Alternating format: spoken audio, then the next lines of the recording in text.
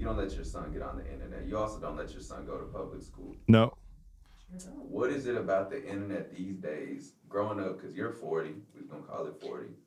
Um, Growing up, it's different now. Thanks, It's much Brian. less than it was back then. So why don't you let your son go on the internet? And what's on the internet that is particularly so appetizing to growing boys? The reason why I don't let my son on the internet is just think about the name, like break it down. This is why my son is homeschooled, so I teach him how to break down things. Enter a net. Enter a net. Somebody's trying to catch you. Something's trying to catch you. That side eye. Who's trying to catch my son? He's 290. He don't know what a bear trap look like. He doesn't know what a booby trap look like. He doesn't know what a landmine look like. How many porn landmines are out there? How many game landmines that it looks safe? It looks like a safe game. It looks like a boy. It looks like a girl. It looks like they're using decent language until you keep watching. It's just a trap. That's why it's called enter the net. You're setting up a trap. And for those who are not wise enough or mature enough to understand that, like a 9-year-old boy, is the reason why I don't let him roam into the internet. He shouldn't be. It should have parameters. The internet isn't accountable. It's not made to be accountable. It's meant for you to have your freedom of choice of how you want to roam it until you get lost. And that's where the term rabbit trails come from. People just going down a rabbit trail on the internet, the dark web. Do you want your children to end up in a dark place? That's one of the reasons why why I don't let my son on the internet to just search and play any kind of games. That's the other reason why he doesn't go to school, because the school is a live version of the internet, unfiltered. We do live in this age where other kids who are 8, 9, 10 years old are coming to school with phones in their hands. That's wild.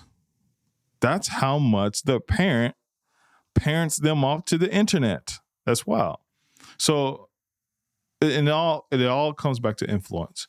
If I let my son roam on internet for 2, 3, 4 hours like he did the other day, and I knew it because I can feel it because I was that kid. Thank God he got my blood because I can feel it when it's hidden. That's why I say, hey, Duke, what are you doing? Making music, you liar. Get out here. You're super lying. That's how I lie. Like I know that. I know that lie. I know that tone when you're lying. It's the same reason why we don't let our kids go to school, because for 6 to 8 hours, they're being influenced by either unintentional ignorance from teachers who are not teaching them intentionally based on who they are and how they learn. And there are many good teachers. Y'all just doing what y'all told to do. Ain't no shame in that. But there's teachers who just be teaching you, not really gauging how you're teaching children, period. I was one of those kids, but I had other different circumstances, so it's no full blame on you. Anyway, but also they're being influenced by the kids. When those kids are coming from different homes, imagine 8 kids in a room. Those are 8 different versions of influence. I don't know how their parents talk. I don't know what they parents let them see. Oh yeah, Billy, it's okay. You can watch that, or let the kid go to his room on his phone. Give him his phone. I'm tired of him. Or hey, here's a gun for your birthday. Just never use it in school. I don't know about that one. That's why the last parents who just went to prison, they brought their son a gun Which and one? and knew he was off. The kid, I think he was in Michigan. When the kid from Michigan? That was a lady, the other girl. No, both of the parents went to jail. That's another one from Michigan. That for the Christian school. But the last one where the boy, he didn't kill himself, but there was a boy who did a school shooting, and he kept telling him, write him letters how off he was, and he's seeing demons at night and all these things. And the parents like bought him the daggum gun. Like, that's influence. So let me tell you this.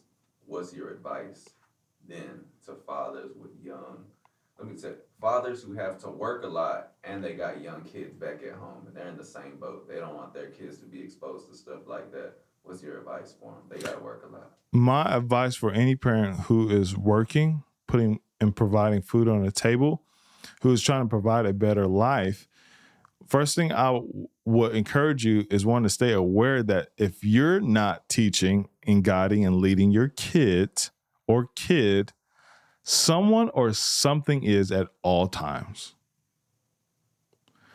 Our job, there's no parent I know who would just, hey, little 9-year-old Timothy, I'm just going to drop you off at the mall and I'll be back after work. Who would do that? You can't do that in a school. You can't do that on the internet. Definitely not the internet.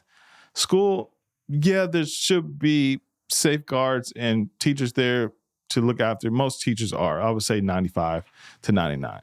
But the kids, I don't trust. It's not really the parents I don't, or the teachers I don't trust. I don't know them kids as parents. I don't know how they, and most of the time I find out something from somebody about how stuff is done. It was from a kid. Because you don't know how he was raised. You don't know what part of the neighborhood or city he came from. You can't define that. And I was an inner city kid, urban kid who grew up in the projects, who grew up in the hood, all different types of them, exposed to all different types of things that a parent can never safeguard me from or protect me from ever. But I'm a very aware dad. Like I know exactly what's going on in my house. And every parent should know every square inch of their children's life, their thoughts, their feelings, and be tactful with it. Not be overbearing with it, not be controlling with it. But hey, you gotta be tactful. You gotta be very creative. Even with my son, like I know he loves music, I know he loves basketball, but I have to be very tactful because I do come from go get me 3 switches off the tree. Shiitake. Real quick. But my son hides from that. I don't want to make him scared to tell me things or show me things. So as he's getting older, I watch him get exposed to things. And then I ask him, what do you think about that? What do you think? Parents, ask your children what they think about things often. And just often, hey, what do you think about that? And so the more and more I even expose my son, I'll let him listen to songs with cuss words in it every once in a while. Be quiet. I let my son watch certain things. I watch the way he's looking at it. Like, hey, and the first thing I know I do have a really good kid. First thing he does is he'll look at me. Like, is this okay? And as soon as I go, no, it's not okay. Program. Anytime I see this, tell dad. Or I should click. Now, it's not always going to be like that. But now he has the option. Now he knows. Now I co-sign that, yep, that's not good. So when he goes to make that decision, he can feel accountable for it himself. He can feel accountable and responsible for ingesting information himself. And he told me something sweet yesterday. Oh, this actually made me cry. When I asked him, because I knew he was not making music. I knew he was doing something. And I think I threatened to take his Christmas away. Threatening is totally fine. Just be careful with it. Threaten something else. Don't threaten their life. But I said, hey, you're not going to have Christmas. Bozzy. And he just gave me this look. Dad, I got distracted. There's another level when your kid uses certain words that he probably shouldn't use in the moment, but when he uses it, you know that he was fully aware of what he was doing. That's actually good parenting. If my son would have said, hey, Dad, I was on there looking at it and I couldn't, that's one thing. Great that he told the truth. But whenever your kid says, look, I got distracted, I got wrapped up in it. Like it took over me. It's like, you recognize that it was a problem. It distracted you from doing what? What were you supposed to be doing? We can work from that. My son said distracted, y'all. Crazy. I'm low-key proud. I wanted to clap I was not mad after that. When he said, man, I got distracted. That means he got distracted from creating and making music and filming. Because guess what? I get distracted all the time. That lets me know that there's error, there's room for error, but also there's room for self-correction in a kid. And that's why parents should model. That's why homeschool is crazy, because my son gets to hear me say, oh man, I got distracted. Or don't distract me. He hears me say that all the time. And then he sees the results of when I don't get distracted, when he gets to eat ice cream at Jenny's at night, when he gets to go out with his family and we get to go to the movies and we get to go play video games, or I get to sit and watch a whole movie with them and just When I don't get distracted, then addition happens. When I do get distracted, subtraction happens. Takes me away from my family, takes me from the things I should be doing, takes me from creating and producing. And my son realized that at 9 years old, and he used the right word to describe it while it was happening.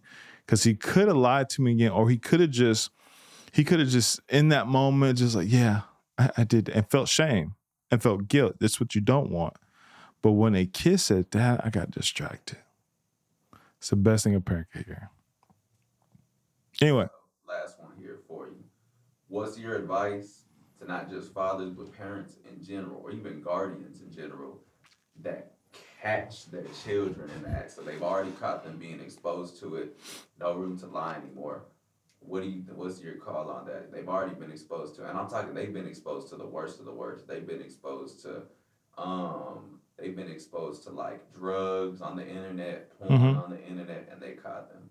What's their next best move to do? Is it to hit them, ground them, kick them out, starve them, abuse them? You want to do all those. So you want to do all of them. Gotcha. As a parent who catches their child looking and doing things that they don't want their child to do, or have taught or trained or conveyed to their child that they don't want them to do those things, you got to understand that you're not dealing with AI. You're dealing with the human mind. It is made and built and designed to be curious, to be creative, to be explorative. Not a word, but it is now. Their minds are made to do that. And they're usually, as kids, are made to do the opposite of what you just told them. Knowing all those factors and knowing that kids are still growing up, knowing that they're still dealing with emotional decisions, if you ever catch your child doing something they shouldn't do, don't chastise them. That's what happened to me. That's what I did do with my son at one point until I spanked him and I knew it was too hard. And the way he looked at me and I looked at him, I said, oh, I'll never do it again. I'll never do it again. Now, he will get tapped. I will slap him in the back of the head. Like, boy, straighten up. He needs to feel that little consequence touch. If not, the police will let him know. If not, that stranger who made a thought he looked at him wrong or did something wrong, or that girl dad, if you do something wrong, he will let him know. So what parents should do is take into account how many times have you explained this. First thing I did was, hey, thanks for, not only just telling me, and reinforce it, but I then take the things away because obviously he can't control himself. So I took the computer away. I took my son's computer away. You don't get access to video games anymore. You can't, play music anymore. So take the temptation away. A lot of us have sucky friends and sucky people around us who are watching us struggle, and they won't take the weed away. They won't take the food away. They won't take the remote away. For kids, you got to do the same thing. If not for your friends and family, like, you can do that to your child. Take it away and expose them to something different to where they can detox from seeing that. That means, one, spending more time with them, influencing them. Influence them next with the Bible, with scriptures, with reading, with kindness, with love, but also with fun things. Because their mind's not going to forget. It takes a little while. So the question is, if I see my son be exposed to a snake in the backyard, how long will I let my son be exposed to that snake? Will I move my son, say, come here, come in the house, and never find to get rid of that snake? Or should I go cut the head off that snake? Go cut the head off that snake.